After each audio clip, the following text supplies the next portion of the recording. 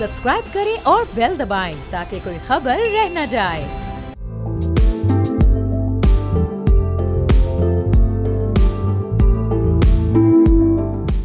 अस्सलाम वालेकुम, मैं हूं अरबाब जहांगीर। आप देख रहे हैं प्रोग्राम व्यापार। पाकिस्तान आने वाले दिनों में प्राइवेटाइजेशन के हवाले से बहुत अहम मराहिल तय करने जा रहा है और न सिर्फ PIA को इस साल के आखिर तक प्राइवेटाइज करना है बल्कि अगले साल में डिस्ट्रीब्यूशन कंपनीज़ को भी प्राइवेटाइज करने का मंसूबा इस वक्त बना लिया गया है। तो स्ट्रेटजी पाकिस्तान की मुकम्मल है, लेकिन अब देखना ये कि ये हिकमत अमली किस तरह से पाकिस्तान की ये गवर्नमेंट इस वक्त कामयाबी की तरफ लेकर जाती है। जो कि माजी में जो भी प्राइवेटाइजेशन हुई हैं पाकिस्तान में, उस पर बहुत सारे सवालात मौजूद हैं। खासतौर पर जो एक मेजर प्राइवेटाइजेशन के इलेक्ट्रिक की हुई, वो एक बदतरीन केस की सूरत में इस वक्त भी मौजूद है, चूंकि पिछले 20 सालों में 900 अरब की सब्सिडी प्राइवेटाइज होने के बावजूद के इलेक्ट्रिक को दी जा चुकी है। अब इस बारे में बहुत सारे खदशात का इजहार इस वक्त adviser to prime minister for privatisation Mohammad Ali साहब ने भी किया है और उन्होंने बड़ा वाज़ेह ये कहा है कि हुकूमत को अब ये फैसला कर लेना चाहिए कि जो प्राइवेटाइज होने वाले इदारे हैं उनमें हुकूमत को अपने 26% के शेयर्स को बरकरार रखना है या फिर 100% प्राइवेटाइजेशन करनी है, चूंकि प्राइवेट इन्वेस्टर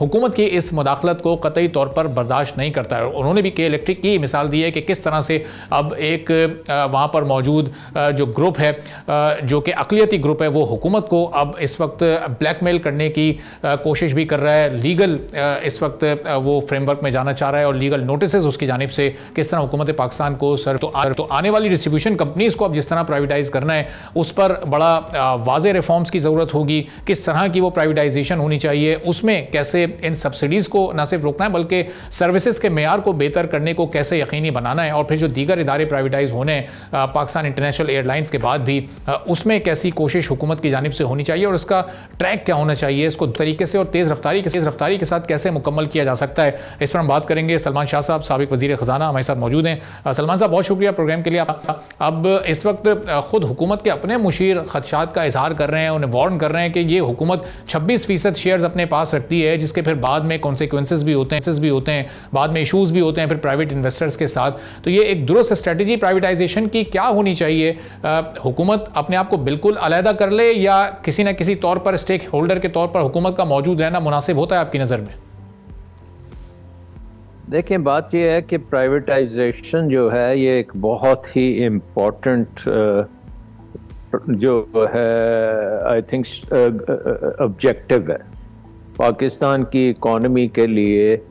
हुकूमत को बिज़नेस से निकालना और एक ऐसे रोल में लाना जहाँ के हुकूमत बिज़नेस की और इकॉनमी को फैसिलिटेट करे रादर दैन उसमें हिस्सा अपना डाल के और उसमें एक्चुअल पार्टिसिपेट करना शुरू करे, तो वो हमें चीज़ नहीं चाहिए। हमें हुकूमत को एक as a very important player economy में है, जिसमें वो पॉलिसीज़ बनाए, जिसमें फैसिलिटेट करे और इकॉनमी में इन्वेस्टमेंट भी आए और इकॉनमी डेवलप भी करे।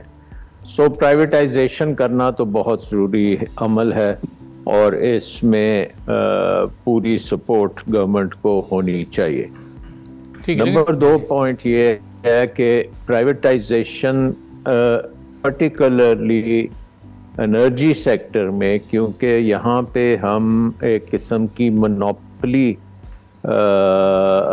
असासे हैं जिनको बेचने जा रहे हैं, और मोनोपोली को जब आप प्राइवेटाइज करेंगे तो उसमें फिर हुकूमती दखल बहुत ज़्यादा होगा। हुकूमती रेगुलेटरी जो अमल है उससे उस प्राइवेट अदारे के प्रॉफिट्स भी बहुत कंट्रोल्ड होंगे और उसको काम करने में भी बड़ी दिक्कत होगी।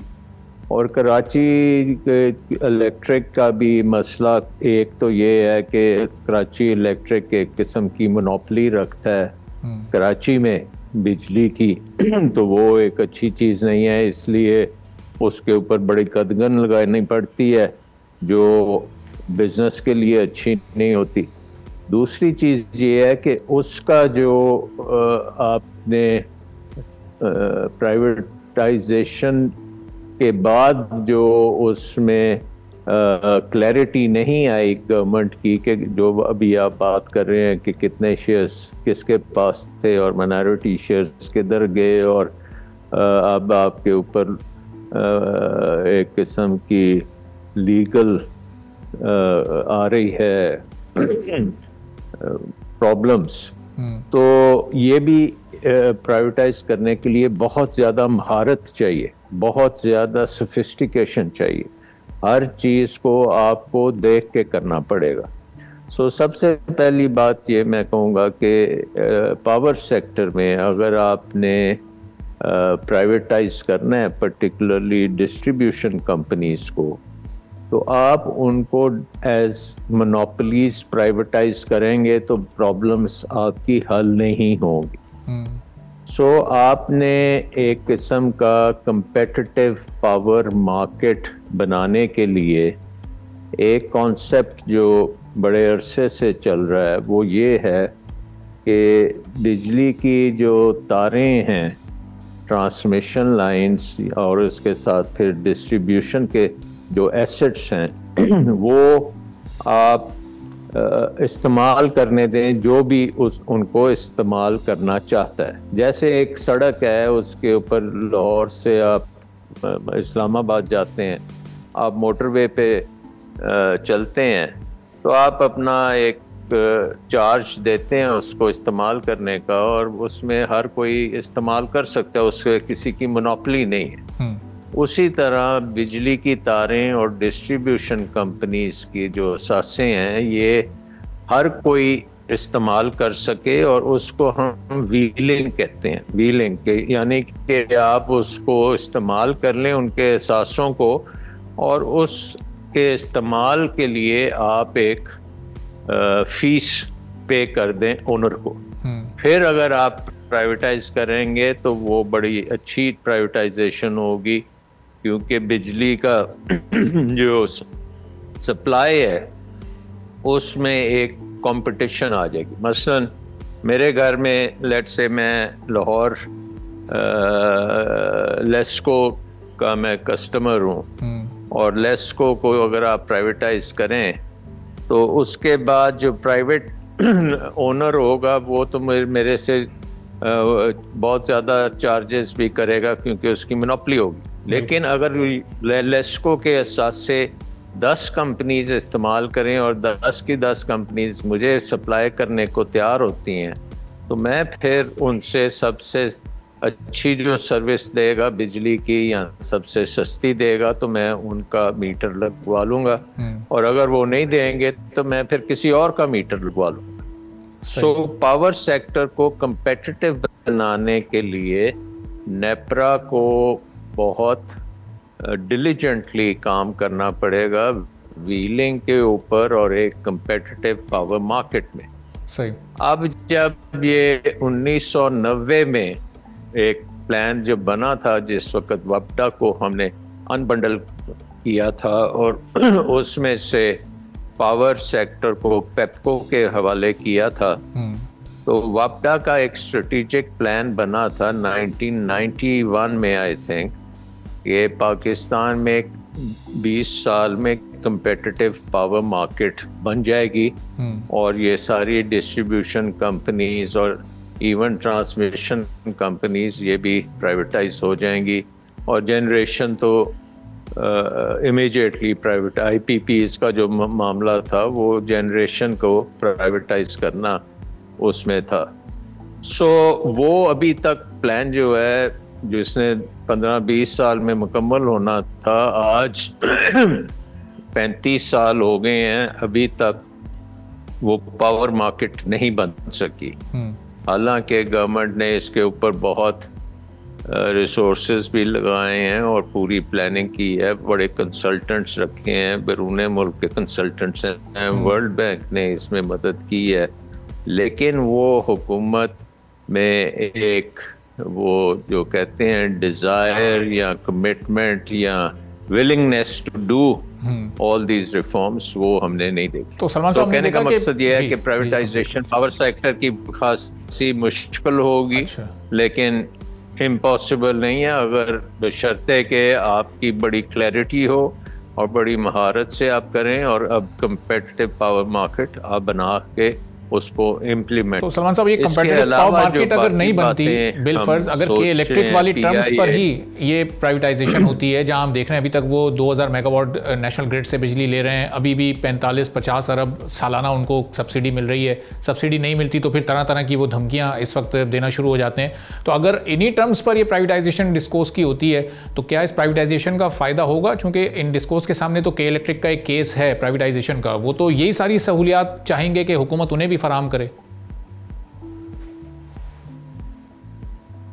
जी, आई थिंक फिर हुकूमत कैप्टिव होगी उनकी डिमांड्स पे, और वो कैप्टिव होंगे कि हुकूमत उनको क्या रेगुलेटरी फ्रेमवर्क देती है, और वो एक बड़ा मुश्किल काम होगा, और हो सकता है उसमें फ़ायदा भी हो सकता है, लेकिन उस अगर बिल्कुल प्रोफेशनली करें तो शायद वो मैनेजमेंट कॉन्ट्रैक्ट टाइप अरेंजमेंट्स कर लें कि जिसमें उनको वो जब आप प्राइवेटाइज करते हैं उनकी अच्छी परफॉर्मेंस होती है तो उसकी बेसिस के ऊपर उनको आप कॉम्पेंसेट करें, और अगर वो नहीं कर सकते, आपकी बिजली के लॉसेस ख़त्म नहीं कर सकते या अच्छी तरीके से कस्टमर सर्विस नहीं करते, तो फिर वो बड़ी प्रॉब्लम होगी।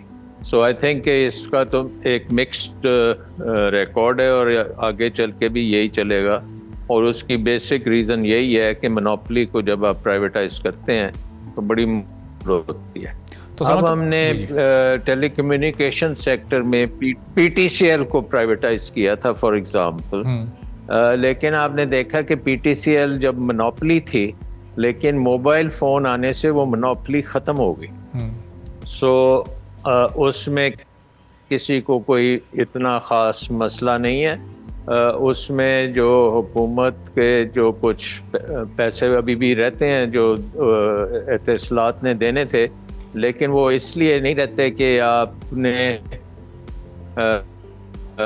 कोई ट्रांजैक्शन में उस तरह का कोई प्रोफेशनल मसला है। उसमें ये था कि बहुत से प्रॉपर्टीज थी पीटीसीएल की जो अभी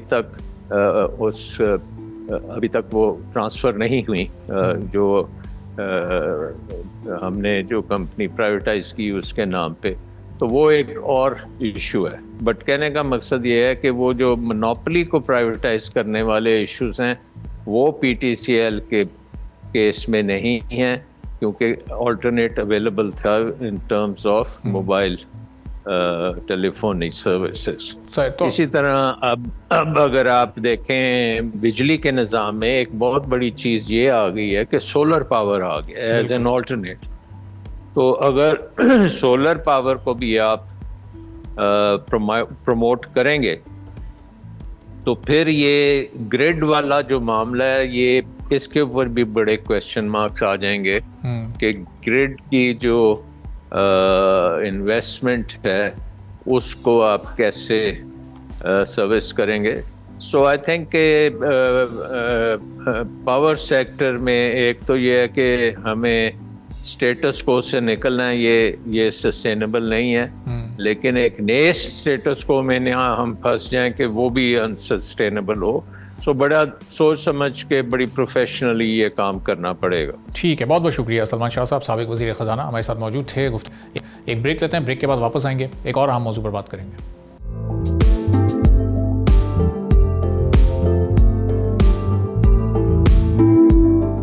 एक बार फिर आपको प्रोग्राम में खुशामदीद कहेंगे। अब मईशत को की उसकी बेहतरी को जांचने के लिए हमारे यहाँ दो पैमाने हैं। एक अवामी पैमाना यानी महंगाई और बेरोज़गारी जिससे बराह रास्त अवाम मुतासर होते हैं, और एक हुकूमती पैमाना है जो हुकूमत बार बार हमें बताती है और दिखाती है कि इस वक्त हमारी मईशत बड़ी एक पायदार अंदाज से आगे बढ़ रही है, जिसमें हम ये देखते हैं कि रिकॉर्ड रेमिटेंसेज आ रही हैं, इंटरेस्ट रेट नीचे जा रहा है, एक्सपोर्ट के फिगर्स वक्तन फ़वक्तन कभी ऊपर जा रहे हैं, कभी वो नीचे आ रहे हैं। इम्पोर्ट को किस तरह से कंट्रोल करना करना है, और जो मुख्तलिफ बैनुल-अक़वामी इदारों की रेटिंग्स हैं वो अगर पॉजिटिव हैं, IMF प्रोग्राम अगर बेहतर अंदाज से चल रहा है, तो हुकूमत ये क्रेडिट लेती है कि हमारे मुल्क की मईशत एक बड़ी पायदारी के साथ एक बेहतर सिमत में गामजन है। अब हमारे वज़ीर ख़जाना मोहम्मद औरंगज़ेब साहब ने भी स्ट्रक्चरल रिफॉर्म्स को बड़ा ज़रूरी करार दिया है। वो ये कहते हैं, अपनी पूरी थिंक टैंक के साथ उन्होंने ये प्रेस कॉन्फ्रेंस की और उसमें बड़ा वाज़ेह अंदाज में कहा है कि स्ट्रक्चरल रिफॉर्म्स बड़े नागुज़ीर हैं ताकि हमारी मईशत मज़ीद बेहतरी के साथ आगे बढ़ सके। अब अपना तकरीबन 1.5 साल का टेन्योर गुजारने के बाद वो अभी भी इन रिफॉर्म्स को ज़रूरी करार दे रहे हैं, जबकि अब तक तो ये रिफॉर्म्स हो जाने चाहिए थे।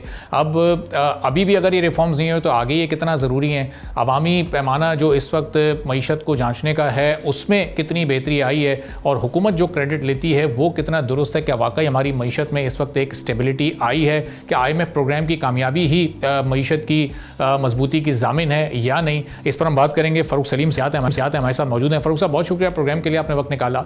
अब फाइनेंस मिनिस्ट्री, खासतौर पर हमारे फाइनेंस मिनिस्टर जो क्रेडिट इस वक्त लेते हैं कि स्ट्रक्चरल रिफॉर्म्स ज़रूर इस वक्त ज़रूरी हैं, लेकिन अभी तक वो किस फेज़ में हैं, कितने हो चुके हैं, कितने मज़ीद होने हैं, और जो इस वक्त आवाम की मुश्किलात हैं उसमें क्या कमी आपने पिछले 1.5 साल में देखी है? चूँकि हुकूमत तो ये कह रही है कि अब ये हम पायदारी की तरफ जा रहे हैं, हमने मईशत को संभाल लिया है, बेहतरी के आसार अब थोड़े अरसे में नज़र आना शुरू हो जाएंगे। जी, आपने 2-4 सवाल इकट्ठे कर दिए हैं एक ही सवाल के अंदर छुपे हुए। मैं आम आदमी की ज़ुबान में कोशिश करता हूँ उनका जवाब देने का।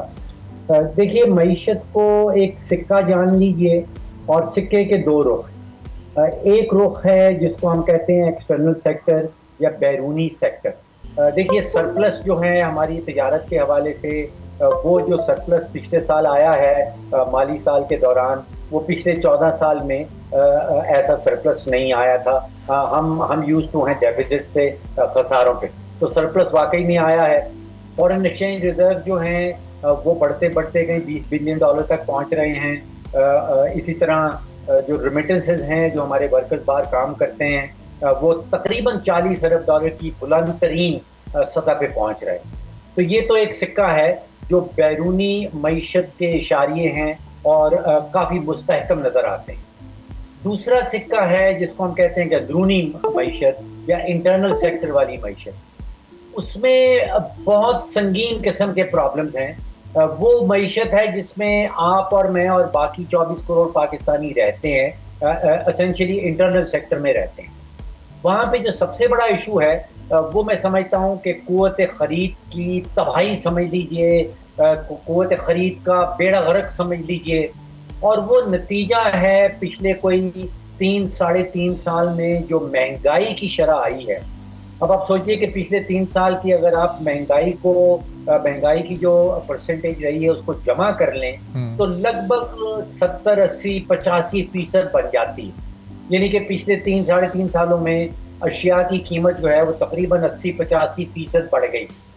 और इन्हीं 3 सालों के दौरान आम आदमी की, आम पाकिस्तानी की आमदन या तो बढ़ी नहीं है, अगर कोई बहुत खुशकिस्मत है तो शायद 8-10% बढ़ गई हो।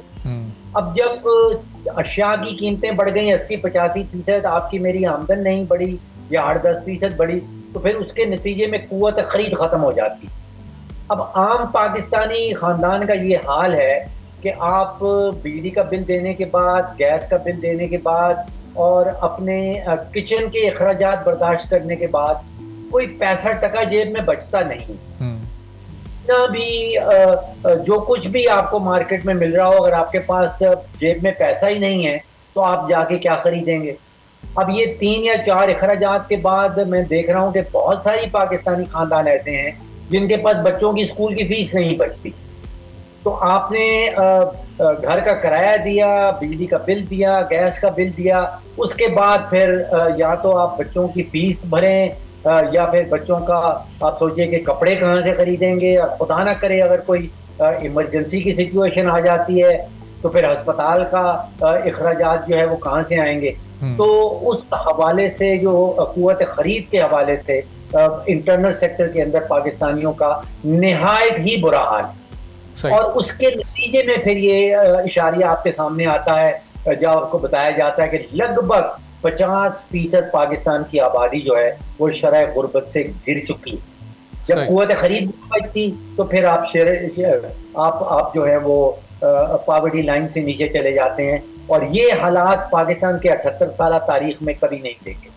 तो फारूक साहब, ये जब इस्लाहात की बात करते हैं तो अभी जितने सारे अखराजात आपने गिनवाए, इनमें जब ये तनख्वाह आती है तो उसमें हम देखते हैं पहले हमारा टैक्स कट जाता है, जब हम बिजली का बिल अदा करते हैं उसमें हम फिर टैक्स भरते हैं, गैस का बिल फिर हम टैक्स भरते हैं, खाना भी खाने जाते हैं किसी रेस्टोरेंट में तो उसमें भी अब हम 15% इजाफी ये टैक्स भरते हैं। तो ये अब तक हुकूमत कम अज़ कम टैक्स इस्लाहात ही कर लेती, इसका दायरा थोड़ा वसी कर देती, मज़ीद लोगों को इस सिस्टम में ले आती ताकि जो पहले से टैक्स पेयर्स हैं उन पर कम अज़ कम ये थोड़ा बोझ कम हो जाता। अभी तक स्ट्रक्चरल रिफॉर्म्स की, टैक्स रिफॉर्म्स की, मुख्तलिफ रिफॉर्म्स की बातें तो चल रही हैं, लेकिन ये साल 1.5 साल से ज़्यादा गुजरने के बाद भी सिर्फ बातों की हद तक ही है, अमल दरामद तो हमें कहीं भी दिखाई नहीं दे रहा है।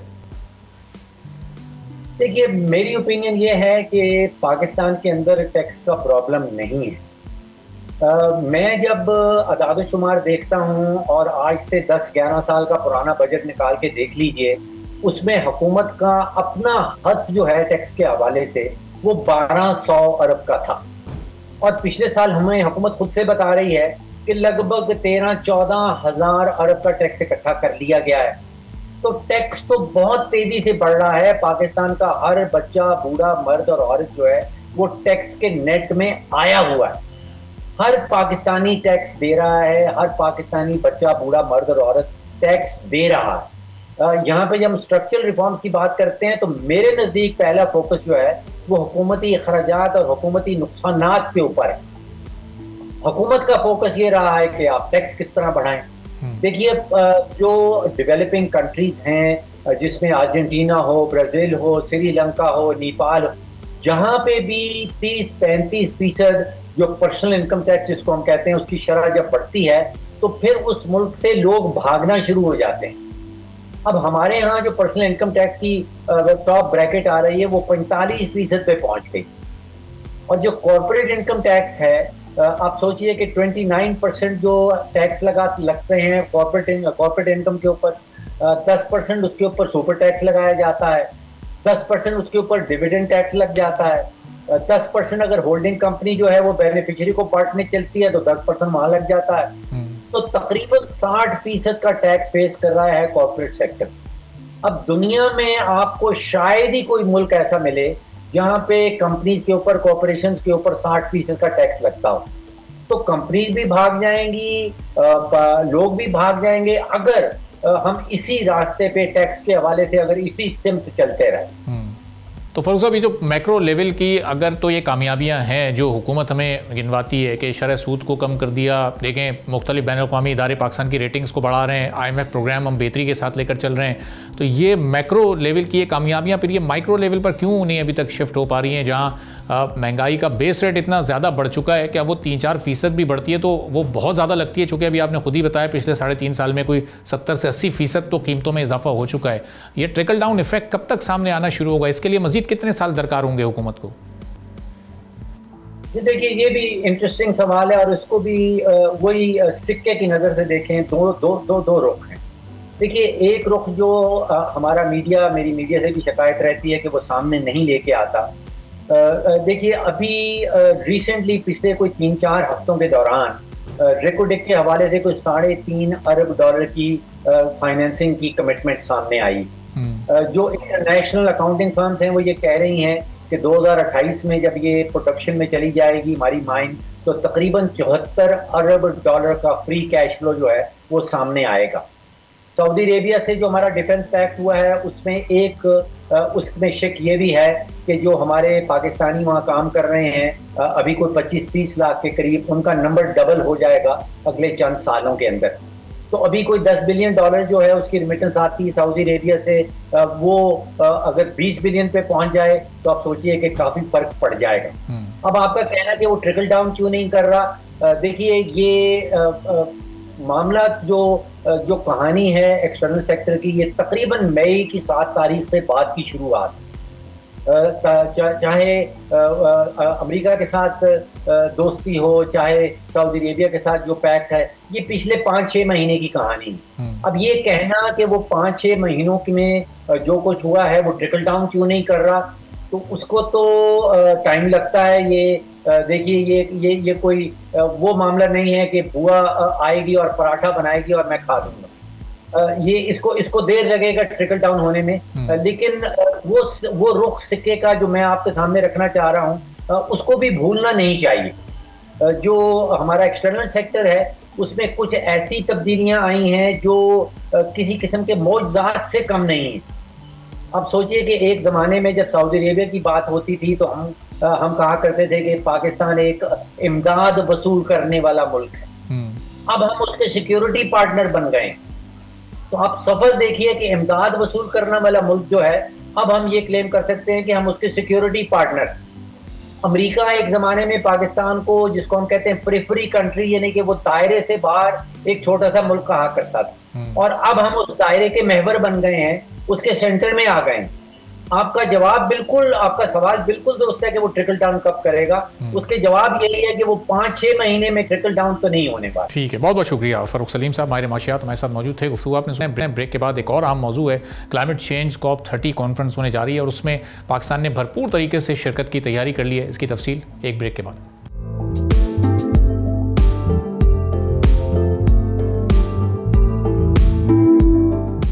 एक बार फिर आपको प्रोग्राम में खुशामदीद कहेंगे। पाकिस्तान ने COP30 में शमूलियत के लिए और उसमें पार्टिसिपेशन के लिए अपना एक जामे और मौसर प्लान तैयार कर लिया है, जिसके तहत पाकिस्तान 50 से 60 अरब डॉलर की सालाना फाइनेंसिंग का मुतालबा इस कॉन्फ्रेंस में रखेगा। और ज़ाहिर पाकिस्तान इस वक्त मौसमियाती तब्दीली से जो ममालिक मुतासर होते हैं उनमें टॉप पर है, और इसी वजह से पाकिस्तान को अब इतनी बड़ी इस वक्त सरमायाकारी दरकार है। अगले 5 साल में यानी 2030 तक पाकिस्तान को इस मौसमियाती तब्दीली के ख़तरे और खदशात से और नुकसानात से निमटने के लिए 348 अरब डॉलर की एक बड़ी रकम और इमदाद दरकार होगी। अभी हम इस वक्त तक जब बात कर रहे हैं तो हम अगर देखें मुख्तलिफ मनसूबों पर अमल दरामद की मद में पाकिस्तान को सिर्फ 50 करोड़ डॉलर ही मिल सके हैं। पाकिस्तान का जो 2022 के सैलाब में नुकसान हुआ, जो इस साल सैलाबी आफात ने पाकिस्तान को नुकसान पहुंचाया, वो इससे कहीं ज़्यादा बढ़कर है। पाकिस्तान की तरफ से इस वक्त जो रेलिवेंट मिनिस्टर हैं मुसद्दिक मलिक साहब, वो CM पंजाब मरियम नवाज साहिबा इस कॉन्फ्रेंस में पाकिस्तान की रिप्रेजेंटेशन करेंगे। और हमें देखना है कि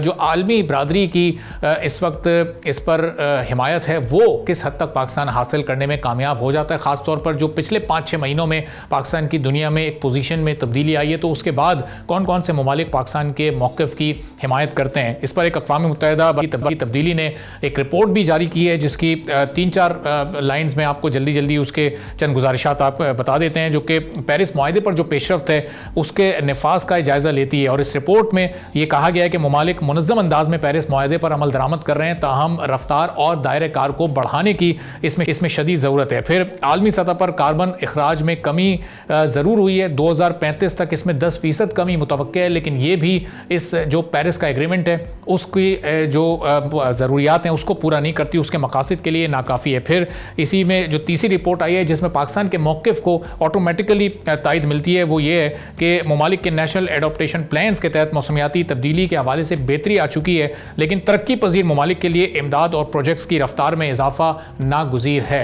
अब पाकिस्तान के लिए कितनी चैलेंजिंग सिचुएशन है, क्या क्या ज़रूरियात हैं पाकिस्तान की, इस पर हम बात करेंगे। अली साहब क्लाइमेट चेंज एक्सपर्ट हैं, रिसर्च फेलो हैं पाइट के, हमारे साथ मौजूद हैं। डॉक्टर साहब बहुत शुक्रिया प्रोग्राम के लिए, आपने वक्त निकाला। अब कितना ज़रूरी है कि पाकिस्तान अपना केस मौसर अंदाज में दुनिया के सामने रखे इस COP30 में, ताकि पाकिस्तान को ये जो फाइनेंसिंग है ये आसानी के साथ मिल सके।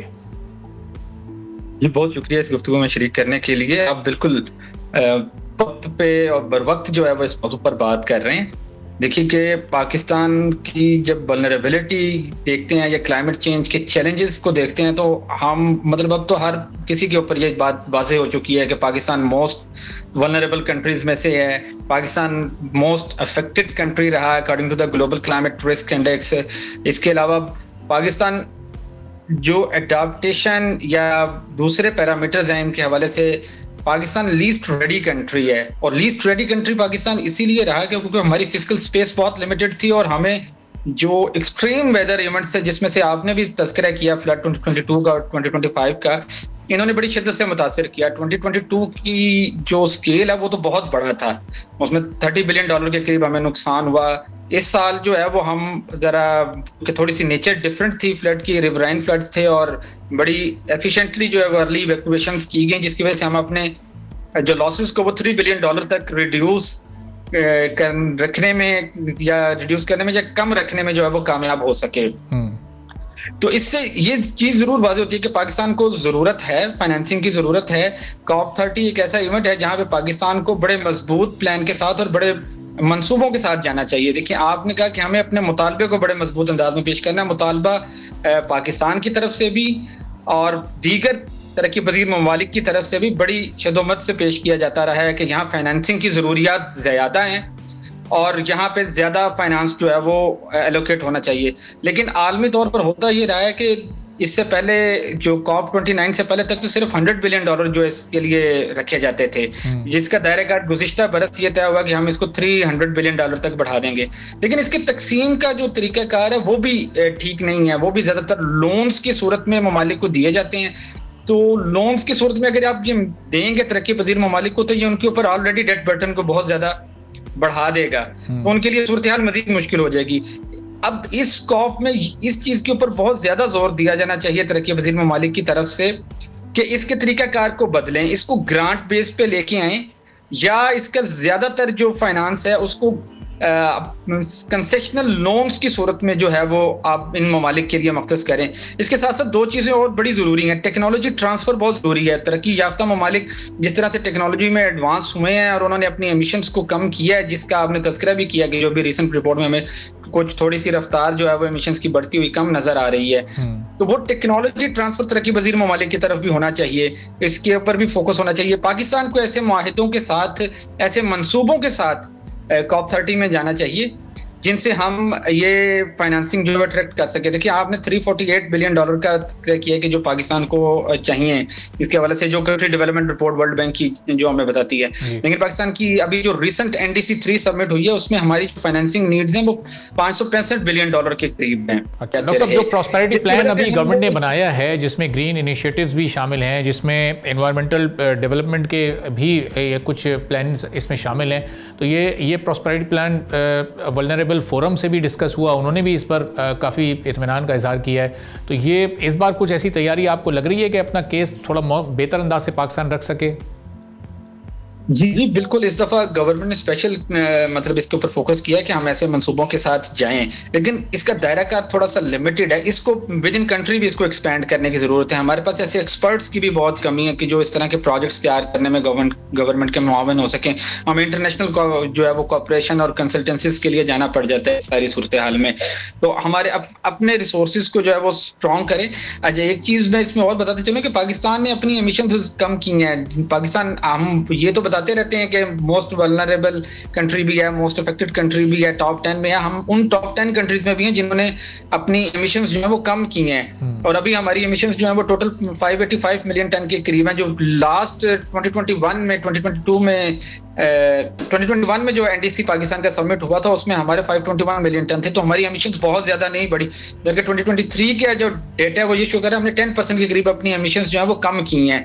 तो ये पाकिस्तान के केस को और भी बहुत ज्यादा स्ट्रॉन्ग कर देता है कि हम एमिशंस तो कम कर रहे हैं। तो मिटिगेशन, एक तो पाकिस्तान के शेयर ऑलरेडी जो ग्लोबल एमिशंस है उनमें लेस देन 1% है, तो मिटिगेशन के प्रोजेक्ट्स में तो के लिए तो माविन होते हैं पाकिस्तान, जहां से एमिशंस कम कर रहे हैं वहां पे आप मिटिगेशन के प्रोजेक्ट्स जो हैं वो ले सकते हैं इंटरनेशनली। लेकिन पाकिस्तान को एडॉप्टेशन के ऊपर बहुत ज्यादा फोकस करना है। उसके हवाले से हमें अपनी जितनी प्लानिंग है, पॉलिसीज को एक दफा थोड़ा सा अपडेट करना है, रिवाइज करना है, क्लाइमेट के लेंस से देखना है, क्योंकि पॉलिसीज जितनी भी पाकिस्तान में बनती रही वो क्लाइमेट के लेंस से नहीं बनती रही। और ये जो रिस्क इन्फॉर्म्ड प्लानिंग वो इसी सूरत में मुमकिन हो सकती है कि हम एक दफा सारी रिस्क असेसमेंट करें कि कितने लेवल पे ये हमें इफेक्ट करना चाह रहे हैं, और इसी के अकॉर्डिंग हमें अडॉप्ट करना होगा। अब बजटिंग को इसके अकॉर्डिंग करना चाहिए। गवर्नमेंट ने इसको प्रायोरिटीज पे रखा हुआ है। डेफिनेटली पाकिस्तान में जो डेवलपमेंट प्लान बने हैं, उड़ान पाकिस्तान का प्रोग्राम बना है, या इससे पहले 5E's का फ्रेमवर्क था, इन सभी में जो है वो एनवायरनमेंट तरजीह के तौर पर रही, क्लाइमेट चेंज तरजीह के तौर पर रहा। अब हमें करना ये कि हम जो एडॉप्टेशन करना चाहते हैं, मिसाल के तौर पर हमें सेक्टोरल प्लानिंग्स जो है वो बहुत ज्यादा एफिशिएंट करनी होगी। पाकिस्तान को अपनी खुसूसन एनर्जी में जितनी पाकिस्तान ने सोलराइजेशन पे शिफ्ट हुआ है उसको तो कार्बन क्रेडिट के लिए प्रेजेंट करना चाहिए इंटरनेशनल कम्युनिटी के आगे कि हमने बहुत सिग्निफिकेंटली जो है अपनी एमिशंस इस साइड से रिड्यूस की हैं। एग्रीकल्चर हमारा बहुत ज्यादा मुतासर होता है क्लाइमेट चेंज से। सही, ठीक है, बहुत बहुत शुक्रिया doctor Faisal Ali, climate expert, research fellow पायू थे। गुफ्तगू आपने सुनी। इसी के साथ नाज़रीन आज के प्रोग्राम से इजाजत दीजिए। अल्लाह हाफ़िज़।